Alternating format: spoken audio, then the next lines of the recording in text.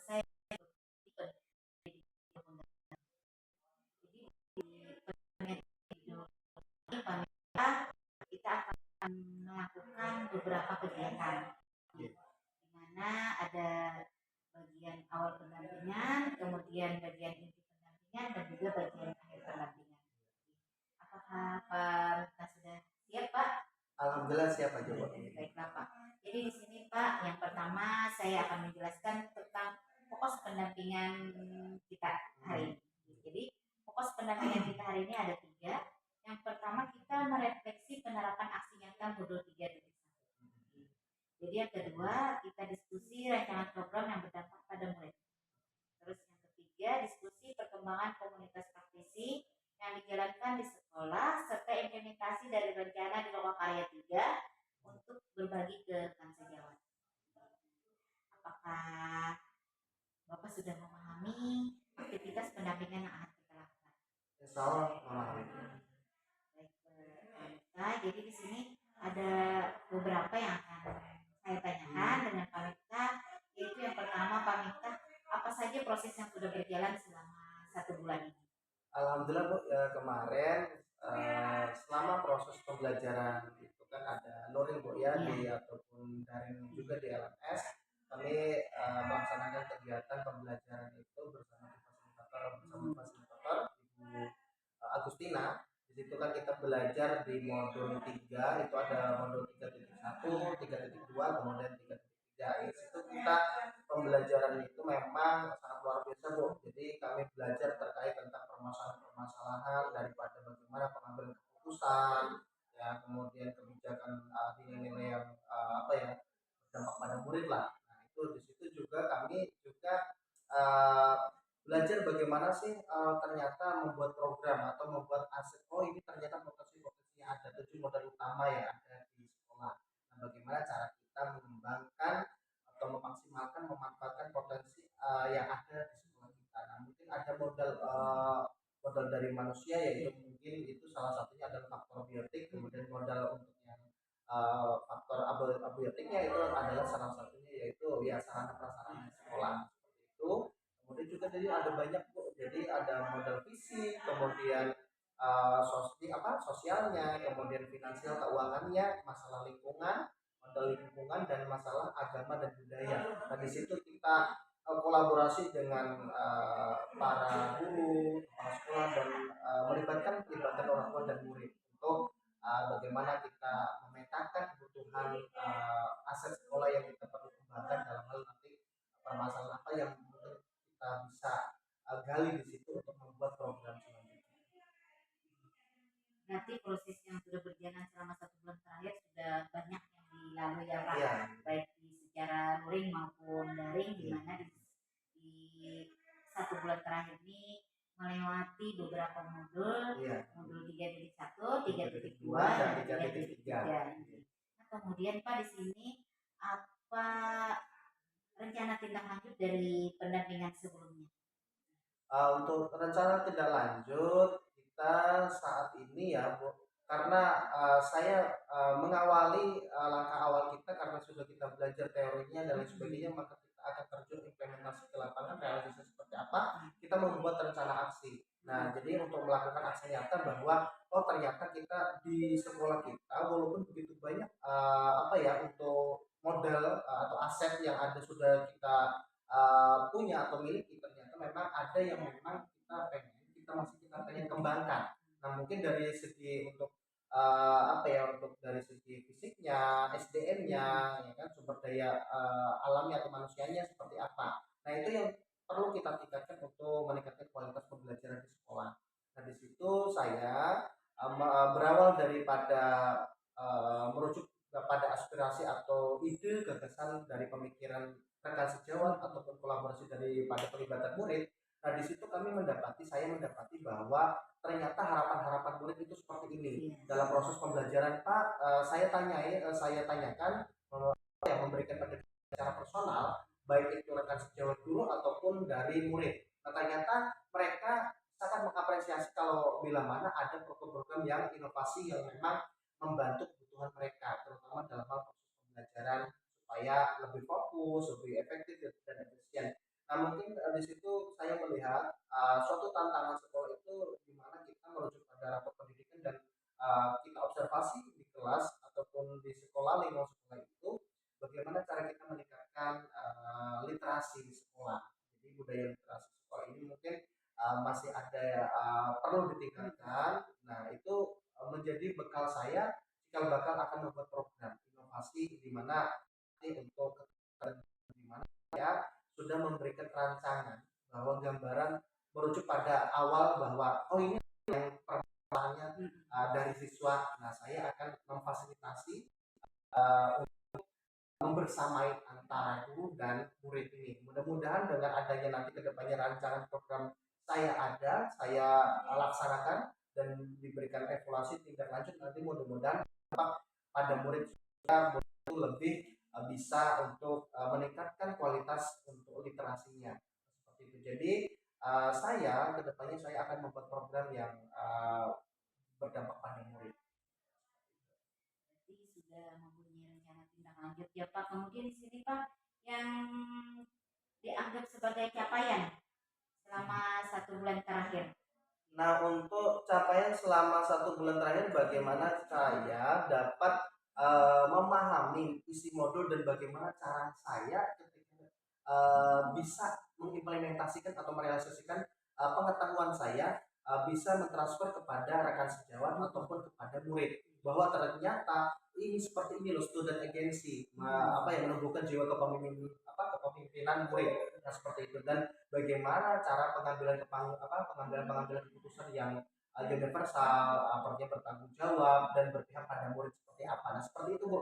Jadi saya menerapkan daripada pembelajaran yang ada di pelatihan guru penggerak seperti itu untuk kita berbagi praktik dengan rekan sejawat yang ada. Luar biasa, berarti Bapak Mita sudah mendapatkan capaian yang luar biasa Pak menurut saya. Terus kemudian Pak di sini terima kasih karena telah berbagi praktik baik yang sudah dilakukan dari pembelajaran daring maupun luring. Baiklah Pak Mita, bisa meminta hasil observasi pembelajaran rekan sejawat? Bisa Bu, bisa Bu. Nah, ini ada tadi kita untuk kegiatan. Nah, ini untuk berobservasi. Ini yang pra observasi. Nah, ini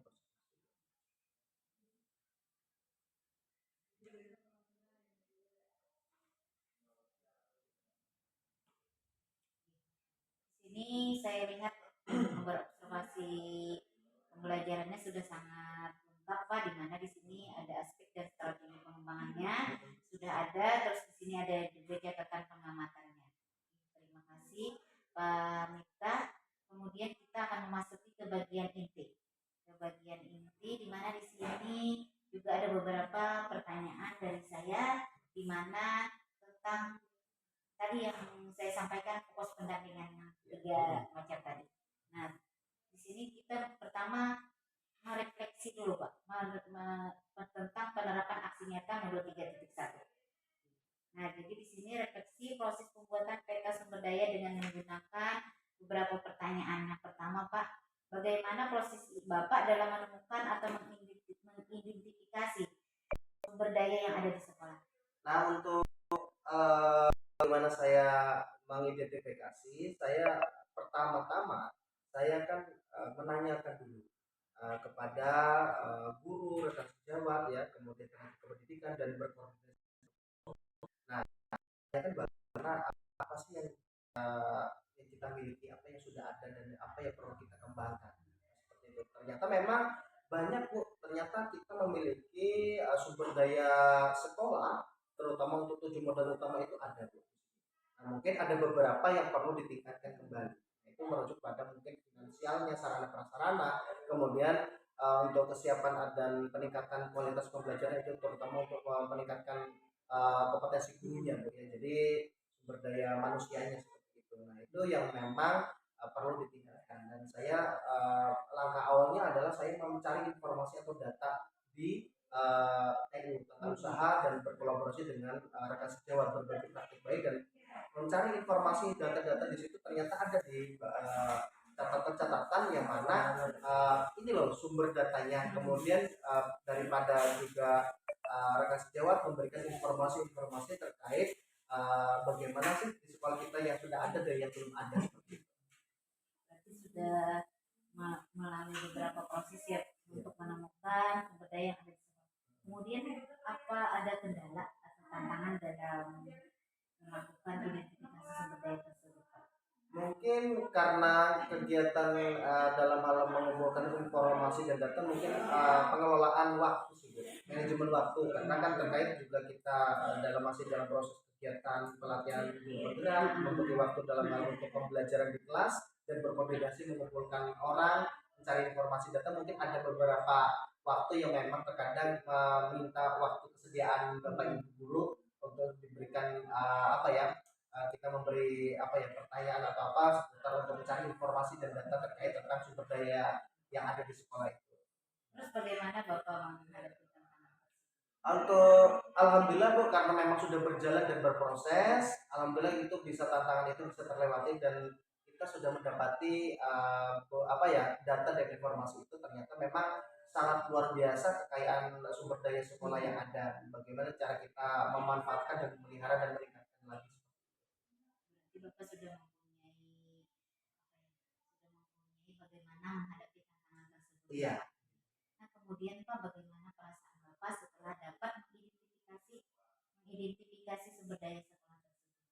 Perasaan saya tuh saat ini sebelumnya memang ada kecemasan, dimana kita bingung apa saja sih yang termasuk dengan 7 modal utama di sekolah atau sumber daya sekolah yang ada. Dengan adanya kita belajar, kemudian mencari informasi dan data yang tadinya tidak tahu menjadi tahu, kemudian setelah tahu saya merasa senang, walaupun pertamanya saya bingung, mulai dari mana sih Bu saya harus seperti bergerak ini, mendekati siapa, mencari informasi dari data yang sumber yang akurat ini di mana adanya. Nah ternyata ada di pengelolaan aset. Jadi ada memang pengelolaan aset di bagian kurikulum untuk Waka Sapras, kemudian juga di pembelajaran itu Waka untuk kurikulumnya. Nah kemudian siswa kan ada di Waka kesiswaan juga dan lain sebagainya. Dan di situ kita berkolaborasi dengan tim manajemen, kemudian juga berkoordinasi dengan kepala sekolah,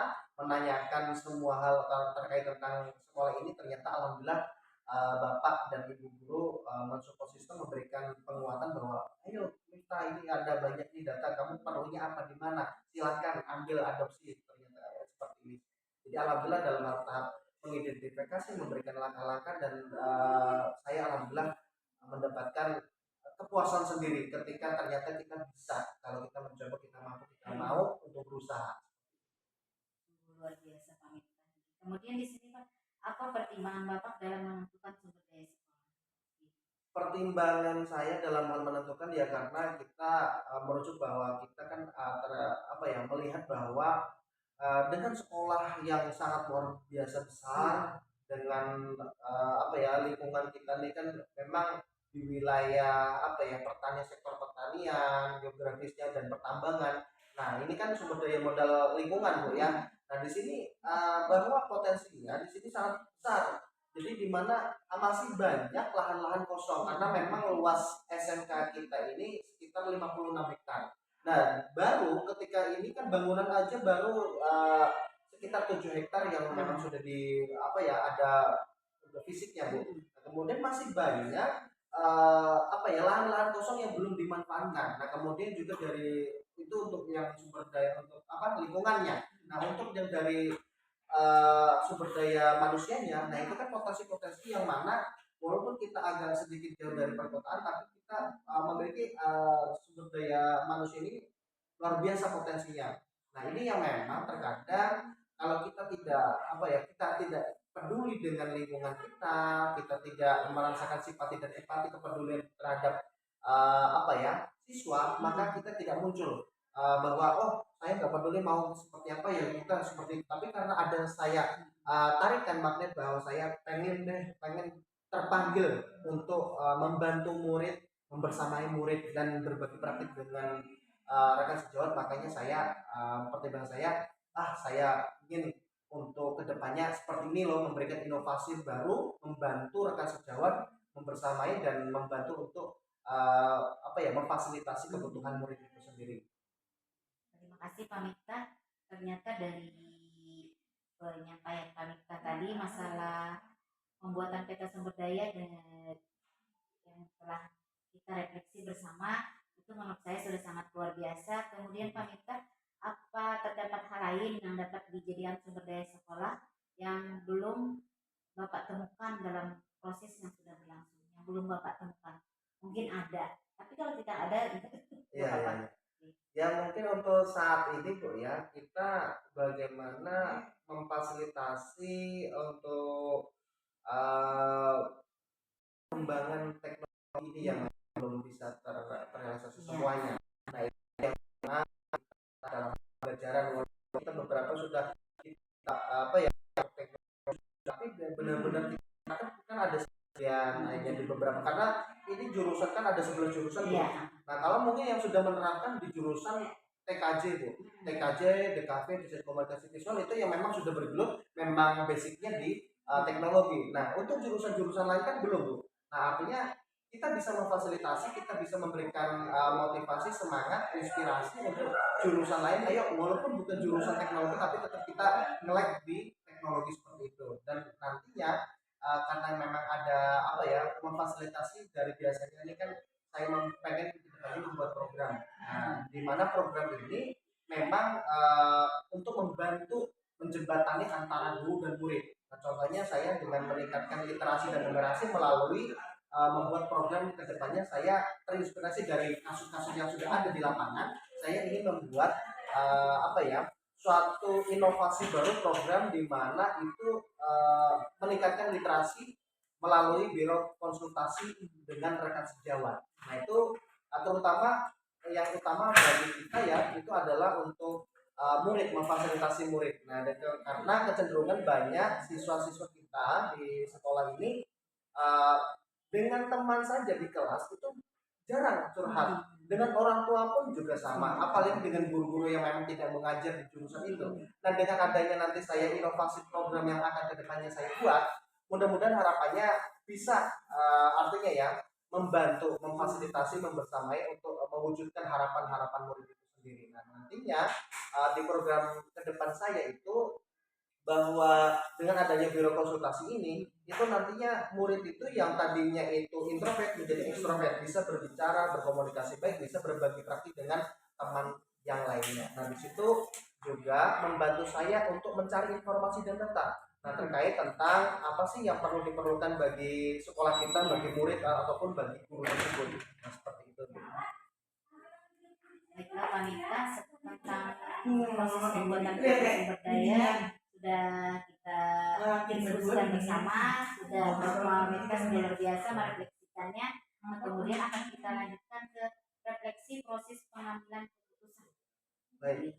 Di sini berdasarkan hasil pemetaan yang berdasarkan hasil pemetaan yang Bapak lakukan, bagaimana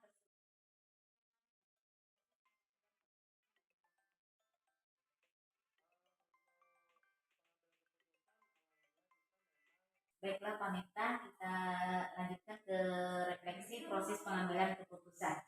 Nah, di sini juga saya akan menggunakan beberapa pertanyaan, yaitu yang pertama, berdasarkan hasil pemetaan yang Bapak lakukan, bagaimana hal tersebut mempengaruhi proses pengambilan keputusan yang dilakukan Bapak?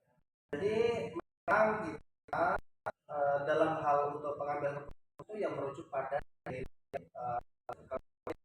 kebajikan yang universal, di mana kita dalam hal menentukan ada tujuan dan pengambilan keputusan itu yang memang harus ada keberpihakan murid. Artinya tidak sembarangan kita hanya atas pandangan mindset pola pikir kita saja, tapi kita merujuk pada orang banyak, pandangan orang banyak. Bagaimana kalau nanti saya mengambil keputusan ini berdampak pada yang lain.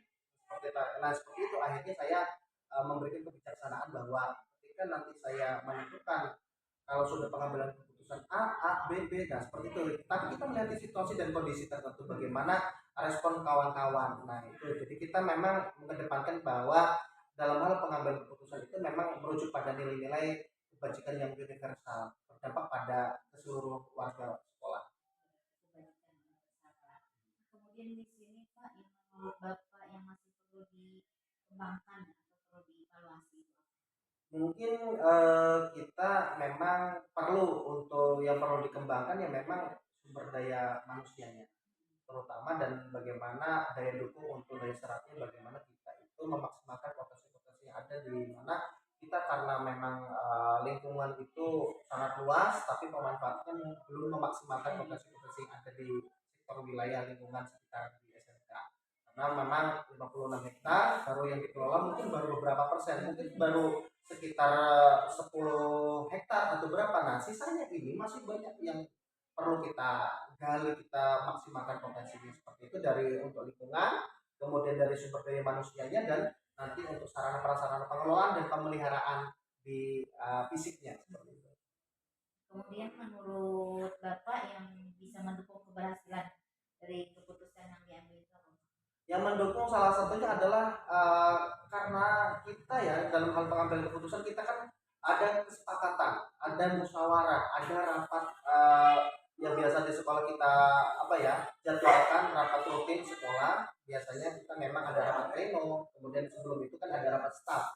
Nah di situ kita bahas dulu di rapat staff, kemudian baru kita untuk yang rapat pleno berikutnya yang lebih besar bahwa oh ini loh kita punya rencana pelaksanaan evaluasi seperti ini dan maju seperti ini kita tawarkan.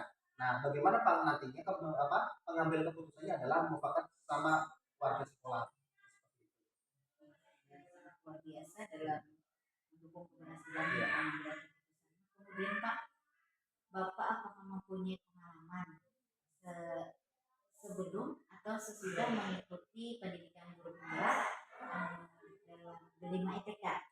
Nah, baik dengan murid maupun dengan rekan sejawat.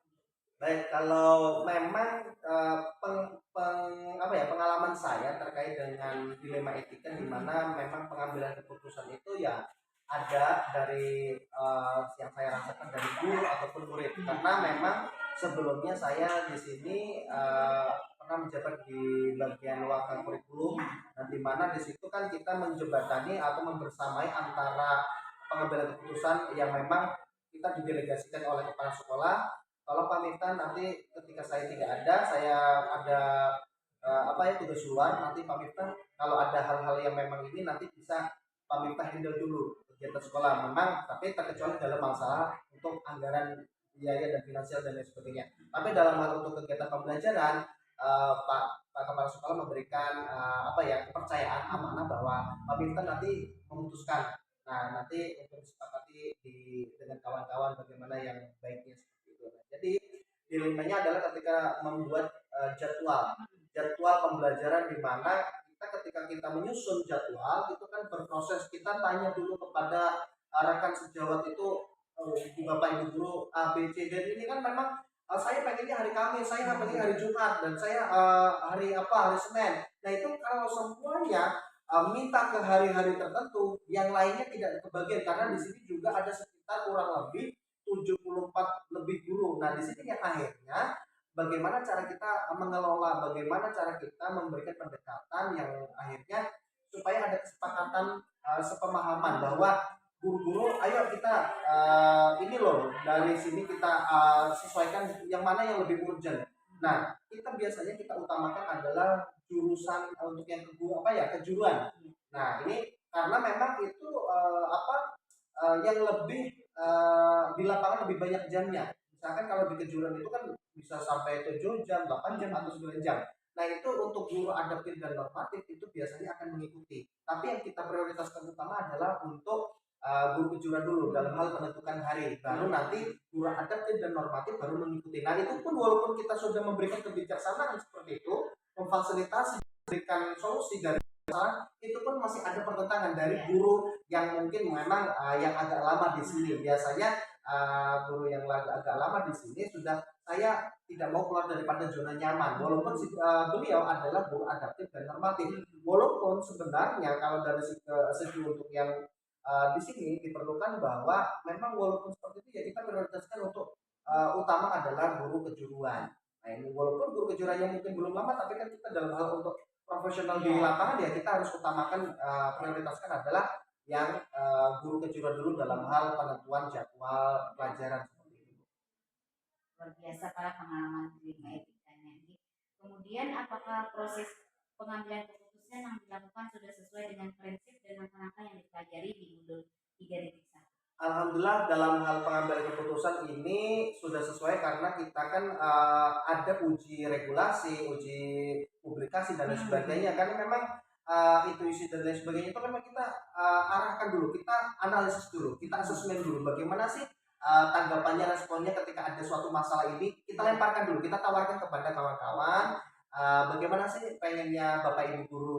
Saya pengen seperti ini Pak Minta, saya pengennya ini. Nah, sekarang kalau Bapak Ibu semuanya pengen seperti ini, prioritaskan ya, siapa yang perlu diprioritaskan? Bapak ada kesadaran nggak? Nah itu bahwa Bapak memang pelajarannya adalah guru adaptif dan normatif. Bapak berapa jam? Bapak pengen mengambil jadwal pagi, sedangkan yang ini jam Bapak hanya 1 jam 2 jam. Nah misalkan kan kita sesuaikan guru jam olahraga itu kan seperti apa. Nah kalau pembelajaran olahraga itu kita masukkan, kita buat di dalam hari tertentu itu di siang hari, tidak efektif dan efisien. Makanya kita kalau dalam hal pembelajaran olahraga maka kita prioritaskan walaupun salah satunya yang pertama adalah guru kejuruan, yang kedua adalah guru PJOK. Nah yang mana itu kan memang kesehatan kaki itu penting untuk anak ya, berdampak pada nanti jangka panjang jangka pendeknya. Makanya kita apa ya, untuk ada inisiatif bahwa ini loh kita tawarkan. Kalau memang kita menyadarkan guru yang memang ngotot terkadang pengen saya di jam pertama atau saya di jam terakhir. Nah itu seperti itu. Jadi ini Bapak Ibu, kalau memang kenapa ini dikatakan spesial, itu tidak spesial, cuma karena memang tuntutan bahwa ini loh berdampak pada murid. Nah makanya kita dalam hal pengambilan keputusan itu ya bertanggung jawab, merujuk pada nilai kebajikan yang universal dan berpihak pada murid. Nah ini bukan masalah pribadi ataupun masalah saya tidak mendukung Bapak dan tidak support Bapak. Artinya kita bagaimana cara kita membersamai, atau ini keputusan artinya berdampak pada murid loh. Jangan egois lah seperti itu.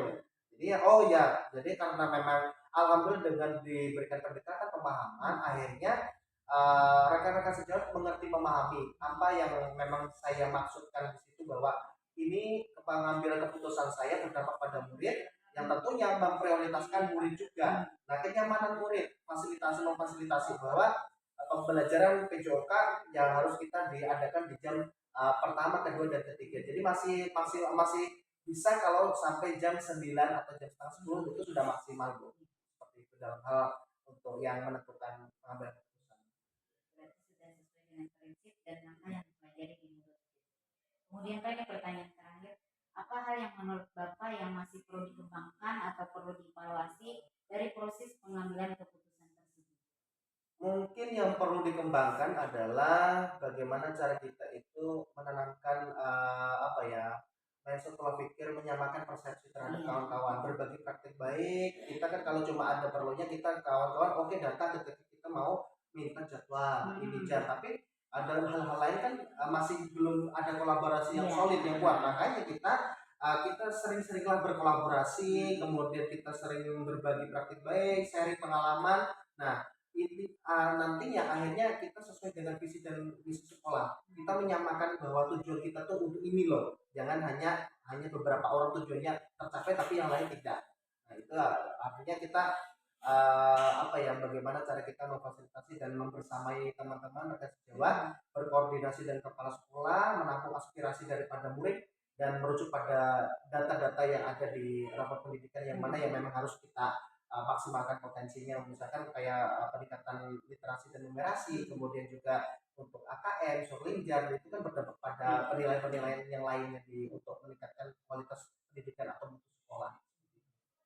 Luar biasa Pak, hasil refleksi Bapak. Kemudian kita akan lanjutkan ke rancangan program yang berdampak pada murid. Jadi dalam kegiatan ini kita akan saling berdiskusi tentang rancangan program yang berdampak pada murid. Nah, jadi di sini apa Bapak sudah membuat rancangan program yang berdampak pada murid? Alhamdulillah kita sudah membuat program kemarin karena memang merujuk pada permasalahan-permasalahan yang memang ada di lapangan. Kita dari situ langkah awal kita asesmen, kita analisis, kita ada pemetaan kebutuhan siswa di mana memang itu yang memang yang kendalanya, tantangannya seperti itu. Jadi itu yang akan kita angkat menjadi suatu program yang akan Iya. kita kembangkan ke depannya seperti itu. Kemudian untuk programnya seperti apa Pak? Programnya adalah program untuk meningkatkan literasi. Dengan adanya kegiatan saya membuat program biro konsultasi. Biro konsultasi dengan rekan sejawat. Artinya baik itu rekan sejawat itu guru atau siswa. Nah, itu seperti itu. Jadi kita dengan adanya biro konsultasi ini harapannya bisa menumbuhkan semangat literasi dan numerasi. Budaya literasi dan numerasi itu ada karena dengan adanya biro konsultasi kan contohnya Bapak Ibu kan misalkan tidak bisa menggali informasi atau data dari satu murid ke murid yang lain. Nah, dengan adanya kita program ini nantinya akan berdampak pada murid. Dan harapannya contohnya saya bagaimana cara pelaksanaan dengan program ini akan berjalan dengan baik dan lancar adalah kita setiap kelas kita berikan fasilitasi bahwa kita berikan amanah kepercayaan untuk adanya duta biro konsultasi di setiap kelas. Contohnya kita berikan kepercayaan kepada satu atau dua orang di setiap jurusan. Nah, itu baik kelas 1, 2, dan 3 yang mana nantinya dia diberikan amanah, diberikan SK untuk memang benar-benar kita berikan layanan bantuan, kita berikan langkah awal bagaimana cara untuk berkomunikasi yang baik, mendengarkan yang aktif, dan present hadir secara utuh itu supayanya nanti uh, siswa yang tidak aktif menjadi aktif dan yang tadinya tidak mau berbicara atau introvert itu dia dengan adanya duta biro konsultasi ini dia bisa mengeksplor bahwa ternyata tadinya dia kan merujuk pada kesulitan belajar. Nah, akhirnya dengan adanya satu teman yang memang bisa dipercaya, yang amanah dan bisa berbagi praktik pengalaman dan lain sebagainya, itu menjadi jembatan antara siswa dengan guru. Nah, saat nanti harapannya adalah ketika saya sudah memberikan mindset pola pikir di setiap agensi tadi di biro konsultasi, nah dia bisa mentransfer pengetahuannya kepada saya dengan catatan, kemudian dengan kesimpulan apa yang mereka dengar, apa yang mereka lihat. Nah, kemudian juga merefleksikan menurut pemahaman kamu seperti apa dalam hal penyampaian komunikasi kan dia bisa mengembangkan penalaran kritis, mandiri, nah kreativitas dan lain sebagainya. Itu artinya dia sudah menumbuhkan literasi dalam bentuk hal yang lain dari aspek dengan pengembangan yang lain. Bukan cuma hanya sekedar membaca, mendengar, tapi dengan langsung merealisasikan atau mengimplementasikan di lapangan. Berarti ekstrakurikuler atau Itu adalah pembelajaran untuk yang karena kegiatannya ini kan memang di proses ya ini. Jadi kalau untuk proses ini kita tidak bisa untuk ini. Jadi karena di proses ini kan ya ada guru dan lain sebagainya kan, dan guru kan tidak bisa langsung mengetahui, memahami karakteristik setiap murid. Nah, dengan adanya bantuan biro konsultasi, kita di kegiatan untuk co-kurikuler. Nah, jadi kalau ekstrakurikuler memang tidak ada. Kemudian untuk pada saat intrakurikuler kan guru masing-masing, sedangkan kita memfasilitasi itu di kegiatan co-kurikuler pada saat untuk penguatan untuk kegiatan penguatan pengayaan, kemudian kegiatan-kegiatan yang kita fasilitasi teman-teman di sekitar lingkungan kelas itu juga yang kita berikan yang amanah.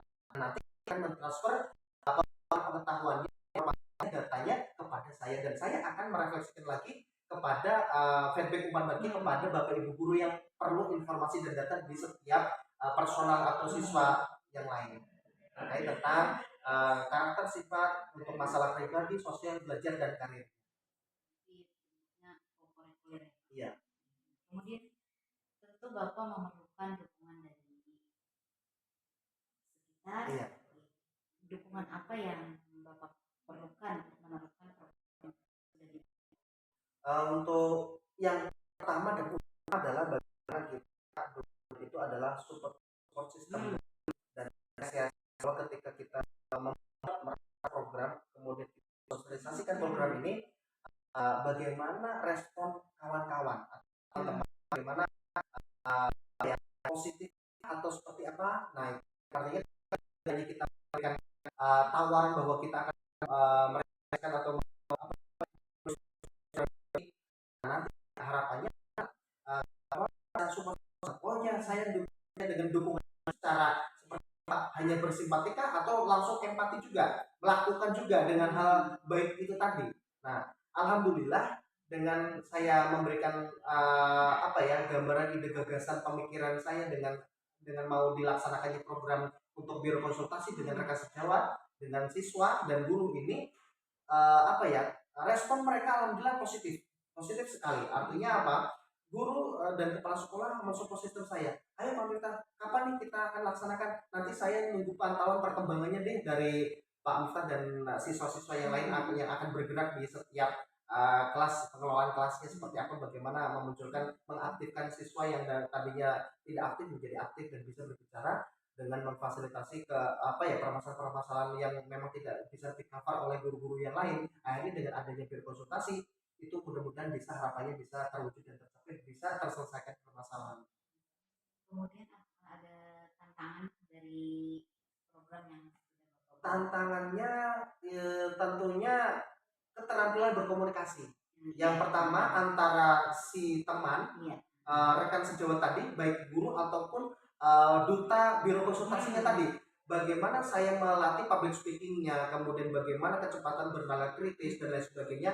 Nah, kecepatan atau bagaimana cara dia membaca karakter si lawan bicaranya. Kalau lawan bicaranya adalah tipe yang introvert, maka kita harus, nah, menggali, mendalami situasi dan kondisi, bagaimana kita hadir, benar-benar kita merasuk pada bagaimana sih pola pikir dia, kita selami dulu, bagaimana mencari celah di mana kita bisa mendekati mereka dengan sadar penuh dan merasa nyaman dan aman. Nah, makanya saya untuk biro konsultasi ini, pertama kita ada untuk sekretariatnya di ruang BK, ada khusus untuk memang siswa yang sama, bukan cuma untuk sesama apa ya, guru dengan yang siswa, tapi siswa dengan siswa juga ada. Kita fasilitasi di sekretariat BK. Kemudian juga tidak terbatas waktu untuk pelaksanaan kegiatan ini karena bisa daring ataupun luring.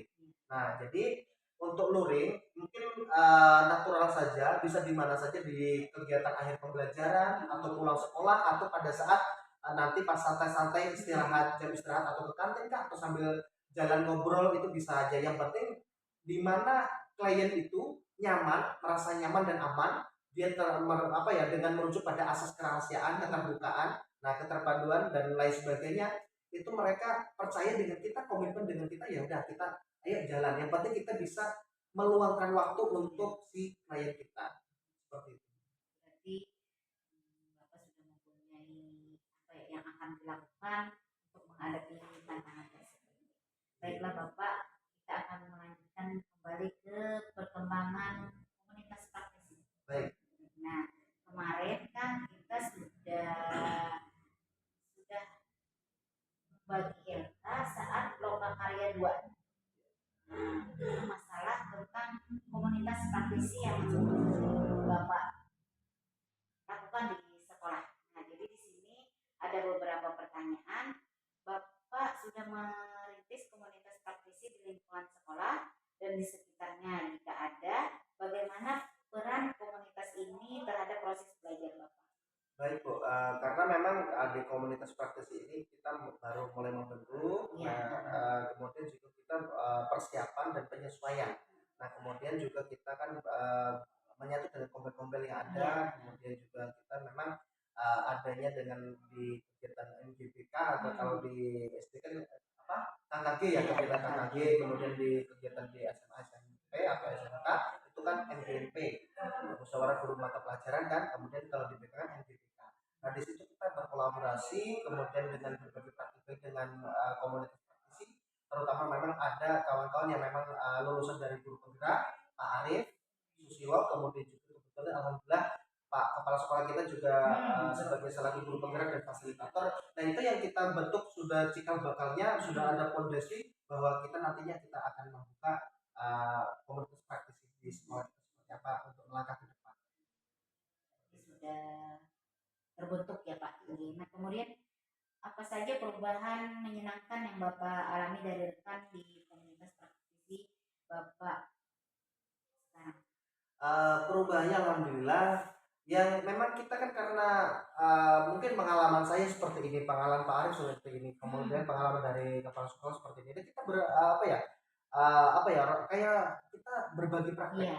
berbagi praktek baik, pengalaman, sharing pengalaman dan bagaimana cara apa ya, bagaimana pemecahan masalah. Jadi kita sharing, oh ternyata Pak Mita seperti ini, Pak Arif kayak ini. Nah, jadi kita sharing kolaborasi yang nantinya kita melibatkan warga sekolah, dan artinya dari guru ataupun dari murid. Nah ini yang kita galakan, kita gerakkan lagi, kita banyak untuk merekrut apa ya, praktisi-praktisi untuk kita kolaborasikan. Nah kemarin juga kita kolaborasi dengan perusahaan di mana ada guru praktisi untuk di dunia kerja atau dunia industri untuk berbagi praktik baiknya juga. Jadi kita juga menyerap pengalaman dari dunia usaha atau dunia industri. Nah nantinya harapannya kita berbagi apa, berbagi praktik baik dengan rekan sejawat yang ada dan berdampak pada murid. Kemudian Pak, di sini apa rencana yang akan dilakukan komunitas praktisi Bapak setelah program ini selesai? Untuk kedepannya kita memang apa ya, ingin mengembangkan program ini. Kemudian saya kan kemarin sudah ada menawarkan juga ya, oh dengan merujuk pada permasalahan-permasalahan yang ada, kita komunitas kita kemarin sudah ada juga untuk yang apa ya, kombel-kombel di setiap guru mata pelajaran. Kemudian yang terakhir adalah pengelolaan untuk komunitas guru itu digabung Bapak Ibu. Jadi di situ tuh guru IPAS, guru agama, guru PPKN, guru bahasa Inggris itu disatukan. Ada memang komunitas untuk yang guru khusus, guru bahasa Inggris, guru sejarah, guru bahasa Indonesia, nah atau guru agama. Dan sekarang kita mempraktekkan bahwa komunitas itu bukan cuma itu mindsetnya, semuanya bersinergi, menyatu. Jadi walaupun saya BK, tapi ada kaitannya dengan pembelajaran yang lain di kejuruan. Jadi kolaborasi dari situ. Dan itu membuat program. Jadi membuat video edukasi, kemudian penerapannya terhadap murid seperti apa. Oh mungkin saya memberikan motivasi semangat untuk memberikan penguatan pembelajaran yang berbasis TK atau teaching factory berbasis produk. Nah itu yang memberikan supaya ada support sistemnya, bahwa secara mental, psikis, kejiwaan itu dia bisa kontrol manajemennya untuk waktunya kan, untuk kontrol dirinya kan, self kontrolnya kan, nah seperti itu. Nah untuk dari bahasa Indonesia, bahasa Inggris itu ya sama seperti itu. Jadi kejuruan juga memberikan penguatan. Jadi kita berkolaborasi. Ternyata ini tantangannya seperti ini, kita ayo sama-sama. Nah bergerak seperti itu. Terus berlanjut ya. Terus berlanjut, konsisten dan berkelanjutan. Iya.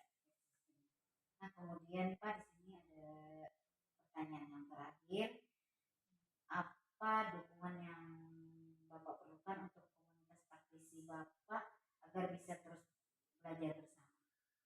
Dengan kita menyatukan visi dan misi, tujuan, kesepakatan, kesepamahaman bahwa nantinya yang kita rasakan bukan cuma untuk diri kita, mengupgrade pengetahuan untuk kita, tapi berdampak pada murid. Dan ini nantinya lulusan kita tuh memang lulusan yang memang harus apa ya, berprestasi, unggul dalam berprestasi dan siap kerja atau bersaing di dunia kerja, menumbuhkan jiwa kewirausahaan. Nah, di situ tujuannya adalah mencetak lulusan yang unggul tadi dan siap untuk bersaing. Baiklah Pak Mita, refleksi kita sudah selesai. Kemudian kita akan masuk ke tahapan berikutnya, yaitu dialog pasca observasi pembelajaran. Nah, di mana di sini kemarin saat pendampingan individu 4 sudah saya berikan arahan bahwa mengajak rekan sejawat itu dari pra observasi ke observasi, kemudian saat pendampingan individu 5 ini Bapak dengan rekan sejawat itu melakukan pendampingan pasca observasi. Nah di sini nanti akan saya amati dan juga akan saya nilai bagaimana percakapan observasi Bapak apa sesuai dengan coaching supervisi akademik. Nah, jadi silakan Bapak, waktunya saya berikan, silakan Bapak lakukan dengan teman sejawat Bapak. Baik, terima kasih Bu. Nanti kita akan lanjutkan. Iya. Ya.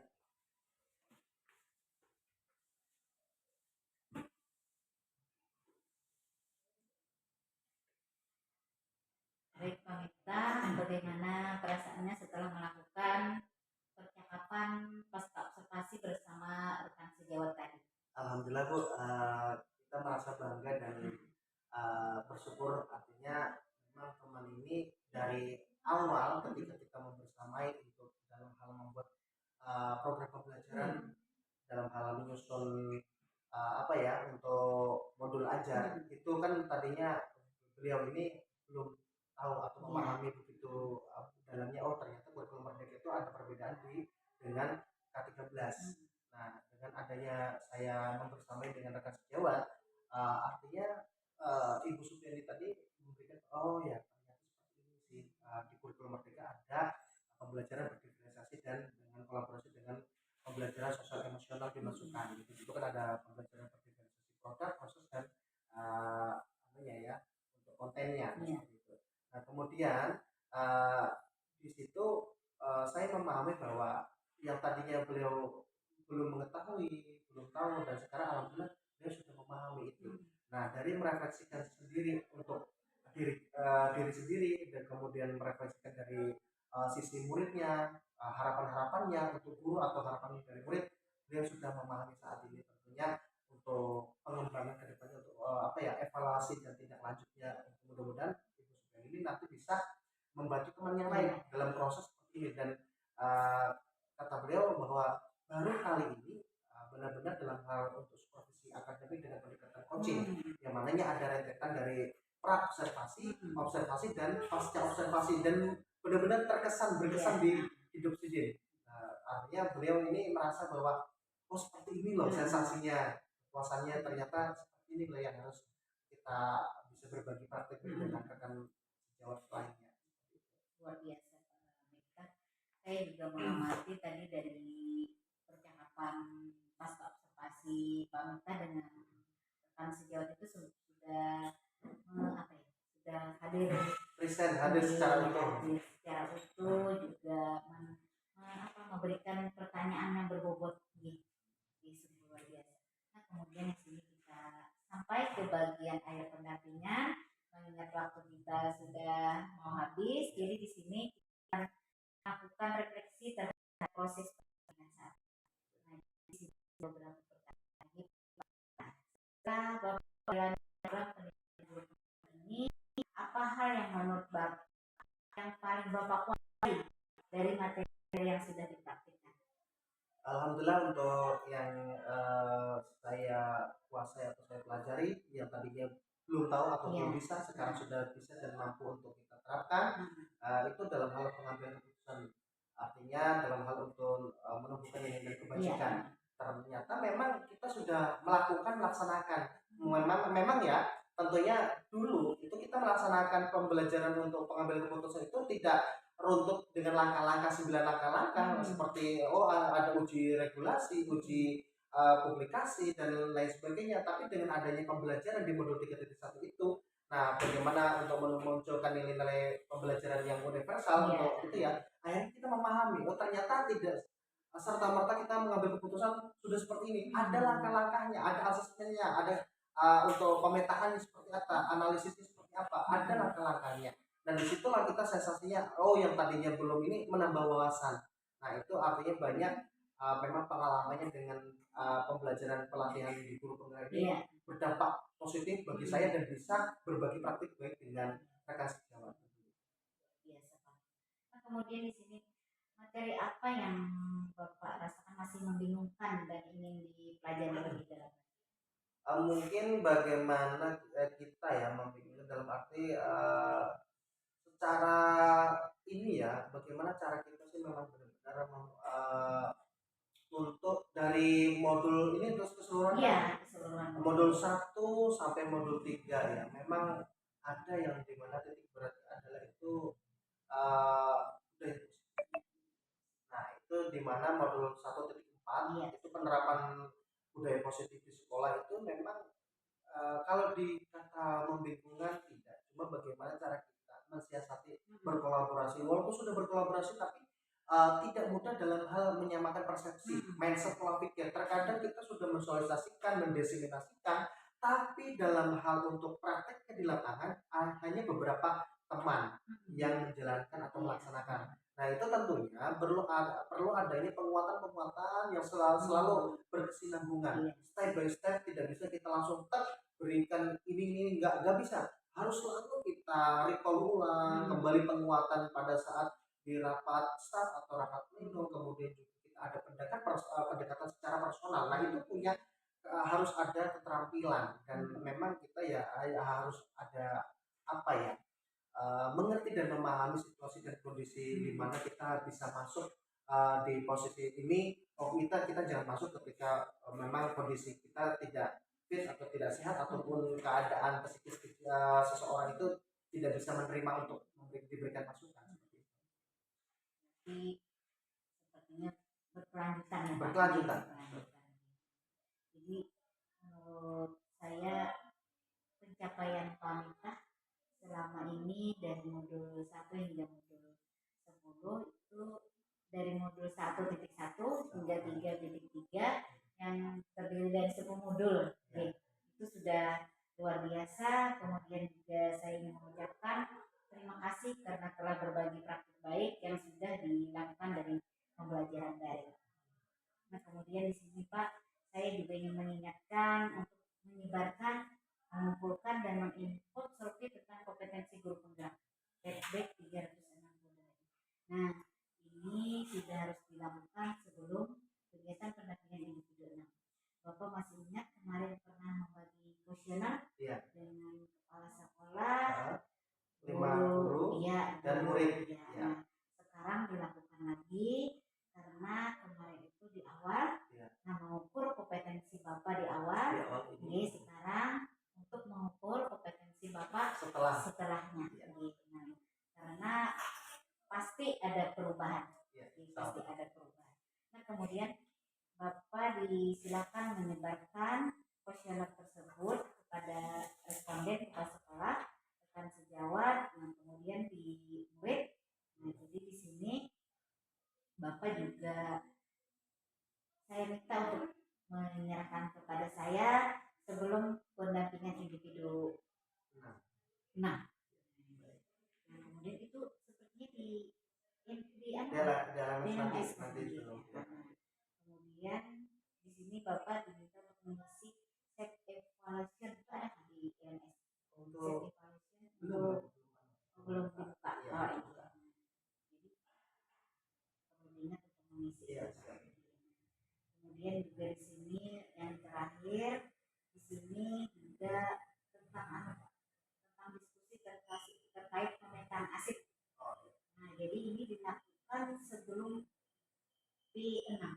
Nah, jadi Bapak di situ sudah melakukan menentukan jadwal dengan kepala sekolah.